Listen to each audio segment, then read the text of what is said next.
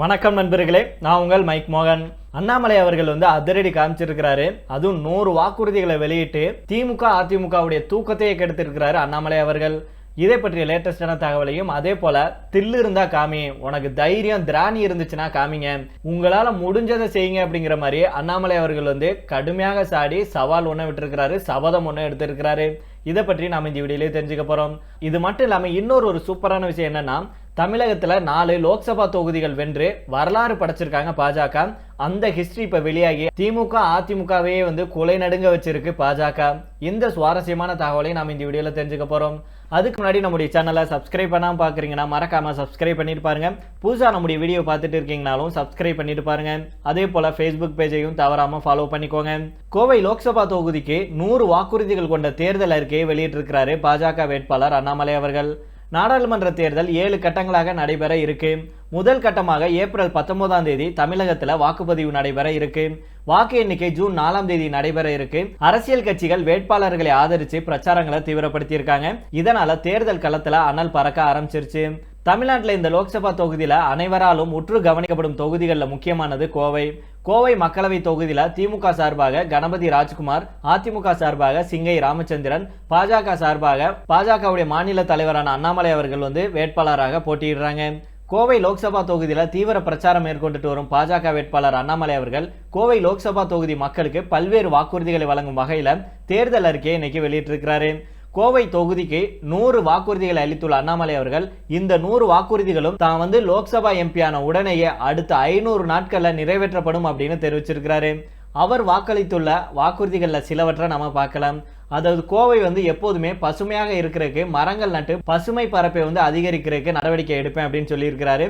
மேலும் பல்லடத்தை ஆயத்த ஆடை உற்பத்தி மையமாக அறிவிக்கிறதுக்கு மத்திய அரசு வலியுறுத்துவோம். கோவை சரவணம்பட்டியில மக்களுடைய பொழுதுபோக்குக்காக பொது பூங்கா அமைக்க நடவடிக்கை எடுக்கப்படும். 4வது கோவையில IIM கொண்டுட்டு வர்றதுக்கு வலியுறுத்துவோம். 5 கோவையிலிருந்து ஆன்மீக தலங்களுக்கு 10 புதிய ரயில்கள் இயக்கப்படும். கோவை தொகுதியில 250 மக்கள் மருந்தகம் அடுத்த 1.5 வருஷத்துல கொண்டுட்டு வரப்படும். கோவை விமான நிலையம் சர்வதேச விமான முனையமாக மாற்றப்படும். காமராஜர் அப்படிங்கிற பெயர்ல 3 உணவு வங்கிகள் அமைக்கப்படும். கோவை தொகுதியில போதைப் பொருள் தடுப்பு பிரிவு அலுவலகம் அமைக்கப்படும். கோவையில மெட்ரோ ரயில் திட்டத்தை விரைந்து செயல்படுத்த நடவடிக்கை எடுக்கப்படும் அப்படின்னு சொல்லியிருக்கிறாரு. 11வதாக கோவை தொகுதியில 4 நவோதயா பள்ளிகள் அமைக்கப்படும்.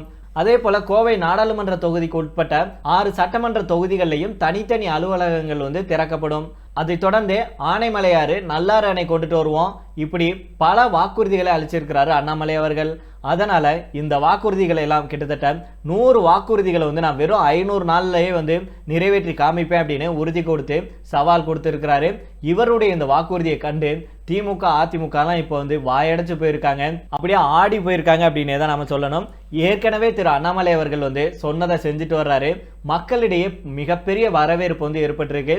நாம கேட்கிற பக்கம் எல்லாம் பாத்தீங்க அப்படின்னா நமக்கு தெரிஞ்ச சர்க்கிள் தெரியாத சர்க்கிள்கிட்ட எல்லாம் எலெக்ஷனை பத்தி கோவையில் என்ன நினைக்கிறீங்க அப்படின்னும், வெளியூர்ல இருக்கிறவங்க அதாவது கோவை மட்டும் இல்லாம சென்னை, புதுக்கோட்டை இந்த மாதிரி பல ஊர்களில், திருச்சி இந்த மாதிரி ஊர்களில் உள்ளவங்கள்ட்ட கேட்கும்போது பலரும் அண்ணாமலைக்கு ஒரு மிகப்பெரிய ஆதரவு கொடுத்துட்டு வர்றாங்க. அதனால இதை கண்டு திமுகவும் அதிமுகவும் அண்ணாமலைக்கு எதிராக பல சதி திட்டங்களை தீட்டிட்டு இருக்காங்க. அந்த வகையில தான் நேற்றைய தினம் ஒரு சம்பவம் நடந்திருக்கு. இந்த சம்பவத்துக்கு அண்ணாமலை அவர்கள் தில்லு இருந்தா, தைரியம் இருந்தா, உனக்கு திராணி இருந்தா அந்த வீடியோ வெளியிடு, அதாவது நான் இரவு 10 மணிக்கு மேல பிரச்சாரம் செய்யல அப்படின்னு கோவை ஆவாரம்பாளையம் சம்பவம் குறித்து தமிழக பாஜக தலைவரும் கோவை தொகுதி வேட்பாளருமான அண்ணாமலை அவர்கள் விளக்கம் அளிச்சிருக்கிறாரு. இது குறித்து அண்ணாமலை செய்தியாளர்களை சந்தித்த போது என்ன சொல்றாருன்னா, கோவையில தேர்தல் விதிகளை மீறல, இரவு 10 மணிக்கு மேல பிரச்சாரம் செய்யல, இரவு 10 மணிக்கு மேல மக்களை சந்திக்க எனக்கு உரிமை இருக்கு, இரவு 10 மணிக்கு மேல பிரச்சார வாகனத்தை விட்டுட்டு வீட்டுக்கு செல்ல வேண்டும் அப்படின்னு எந்த தேர்தல் விதியில கூறப்பட்டிருக்கு? நான் தேர்தல் விதியை மீறினேன் அப்படின்னு சொன்னவங்களுக்கு தேர்தல் விதிகளே தெரியல அப்படின்னு தான் அர்த்தம். மைக்கில் பிரச்சாரம் செய்யல, அதே நேரம் மக்களை சந்திப்பதில் தவறே இல்லை. காவல்துறை அனுமதி கொடுத்த இடங்கள்ல அனுமதிக்கப்பட்ட நேரத்துல தான் பிரச்சாரம் செஞ்சேன். திமுகவினர் பிடித்து தள்ளியதால் தான் கைகலப்பு ஏற்பட்டுச்சு. கோவையில திமுக டெபாசிட் வாங்காது, இதனால தான் தகராறு செய்யறாங்க. நான் விதிகளை மீறி இரவு 10 மணிக்கு மேல் பிரச்சாரம் செய்த வீடியோவை திமுகவினர் வெளியிட தயாரா? தேர்தல் அதிகாரிகள் கேமராவுடன் வர்றாங்க, அப்படின்னா 10 மணிக்கு மேல நான் பேசிய வீடியோவை வெளியிடலாமே அப்படின்னு அண்ணாமலை அவர்கள் கேள்வி எழுப்பியிருக்காங்க. கோவை ஆவரம்பாளையம் 28வது வார்டு பகுதியில் நேற்று இரவு கோவை லோக்சபா தொகுதி பாஜக வேட்பாளர் அண்ணாமலை பிரச்சாரம் மேற்கொண்டாரு. அப்போது இரவு 10 மணியை தாண்டி விட்டது அப்படின்னும் அவர் பிரச்சாரம் செஞ்சதாகவும் தகவல் வெளியாயிருந்துச்சு. இரவு 10 மணிக்கு மேல பிரச்சாரத்துக்கு அனுமதி இல்லை, இருந்தாலும் தொடர்ந்து அண்ணாமலை அவர்கள் பிரச்சாரம் செஞ்சாரு. இந்த நிலையில தான் ஆவாரம்பாளையம் பகுதியை சேர்ந்த திமுக கூட்டணி கட்சிகளை சேர்ந்த நிர்வாகிகள் இது குறித்து அங்கிருந்த காவல்துறையினரிடம் புகார் செஞ்சாங்க. இரவு 10:40 மணி வரை அண்ணாமலை பிரச்சாரம் செய்ய எப்படி அனுமதி அளிச்சுங்க அப்படின்னு கேள்வி எழுப்பப்பட்டிருக்கு.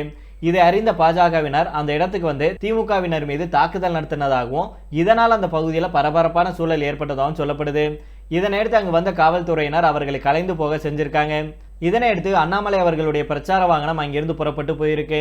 இந்த நிலையில தான் தங்களை தாக்கிய பாஜகவினரை கைது செய்யணும் அப்படின்னு திமுக வலியுறுத்தியிருக்காங்க. மார்க்சிஸ்ட் உள்ளிட்ட கட்சியினரும் போராட்டம் நடத்தியிருக்காங்க.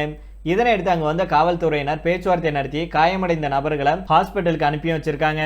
இந்த நிலையில தான் திரு அண்ணாமலை அவர்கள் என்ன சொல்றாருன்னா, நான் பிரச்சாரம் செய்யல, மக்களை பார்க்க போனேன். இந்த மாதிரி காலையிலிருந்து நிறைய இடத்துக்கு போயிட்டு வந்ததுனால உங்களுடைய பகுதிக்கு வர்றதுக்கு நேரம் அதிகமாயிருச்சு.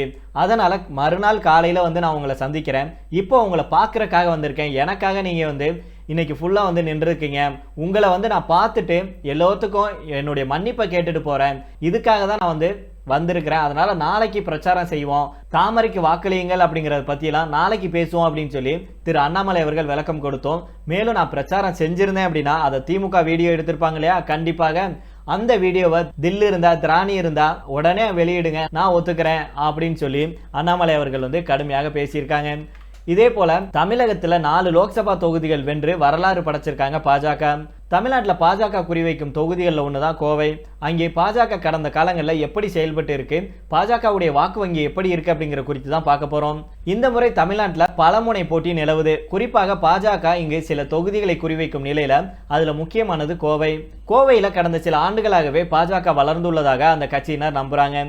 இதுக்காகவே கோவையில கடந்த சில ஆண்டுகளாக மத்திய அரசு பல திட்டங்களை கொண்டு வந்திருக்காங்க. மாநிலத்துல முதல் வந்தே பாரத் கூட சென்னை கோவை இடையே தான் அமைக்கப்பட்டுச்சு. இப்படி பல திட்டங்களை சொல்ல முடியும். கோவை தெற்கு தொகுதியிலிருந்து ஏற்கனவே பாஜகவுடைய வானதி சீனிவாசன் எம்எல்ஏவாக இருக்கும் நிலையில கோவை லோக்சபா தொகுதியை கைப்பற்ற முடியும் அப்படின்னு பாஜக நம்புறாங்க. இதன் காரணமாகவே கோவையில பாஜக மாநில தலைவர் அண்ணாமலை அங்கே நேரடியாக களமிறங்கி இருக்கிறாரு. கோவையை பாஜக ஏன் தன்னுடைய கோட்டையாக கருதுது, கடந்த காலங்களில் பாஜக இங்கே எப்படி செயல்பட்டது அப்படிங்கிற பத்தி தானே நீங்க தெரிஞ்சுக்கணும். அப்படியே தொடர்ந்து வீடியோ கேளுங்க, நான் சொல்றேன். அதுக்கு முன்னாடி கோவை தொகுதி குறித்து நம்ம கொஞ்சம் பார்த்துட்டு போயிடலாம். அதாவது தமிழ்நாட்டில் சென்னைக்கு அப்புறம் நகரமயமாதல்ல முக்கியமான நகரம் எது அப்படின்னா அது கோவை தான். தொழில்துறை நகரமான கோவையில ஏகப்பட்ட தொழிற்சாலைகள் கொட்டி கிடக்குது. அதே நேரம் விவசாயமும் அங்கு இன்னும் கணிசமாக இருக்கு. இது தவிர ஐடி துறையிலையும் மிக முக்கிய இடத்தை கோவை பெற்றிருக்கு. இப்படி பல துறைகளின் ஒருங்கிணைந்த வளர்ச்சியை கொண்ட நகரமாக கோவை இருக்கு. 1952 முதல் கோவைக்கு இதுவரைக்கும் 19 லோக்சபா தேர்தல்கள் நடந்துள்ள நிலையில அதுல அதிகபட்சமாக இடதுசாரிகள் 8 முறை இங்கு வென்றிருக்காங்க.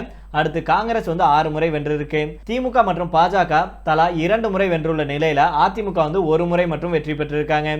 கோவையில் 1989ஆம் ஆண்டு முதல் பாஜக போட்டியிட்ட நிலையில அவர்கள் வாக்கு வங்கி கணிசமாக அதிகரித்தது. ஆனாலும் 1998 தேர்தலில் தான் திருப்பம் கிடைச்சிச்சு. அந்த தேர்தலில் அதிமுக கூட்டணி அமைச்சு போட்டியிட்ட பாஜக மொத்தம் 3 தொகுதிகளில் வென்றிருந்தாங்க. அதுல முக்கியமானது கோவை. பாஜக சார்பில் போட்டியிட்ட சிபி ராதாகிருஷ்ணன் அந்த தேர்தலில் 4.5 லட்சம் வாக்குகளை பெற்று சுமார் 1.5 லட்சம் வாக்கு வித்தியாசத்தில் வெற்றி பெற்றாரு. இந்த தேர்தல் சமயத்தில் தான் கோவையில குண்டுவெடிப்பு சம்பவம் நடந்துச்சு. அத்வானியை குறிவைத்து நடத்தப்பட்ட இந்த சம்பவம் பாஜகவுக்கு அனுதாப வாக்குகளை பெற்று தந்ததாக வல்லுநர்கள் சொல்றாங்க. அப்போது இருந்த மத்திய அரசு ஜெயலலிதா அவர்களுடைய ஆதரவு வாபஸ் நடவடிக்கையால ஓராண்டுல கவிழ்ந்து விடவே 1999 மீண்டும் தேர்தல் நடந்துச்சு. இந்த முறை திமுக கூட்டணியில போட்டியிட்ட பாஜக கோவை உள்பட 4 இடங்கள்ல வென்றாங்க.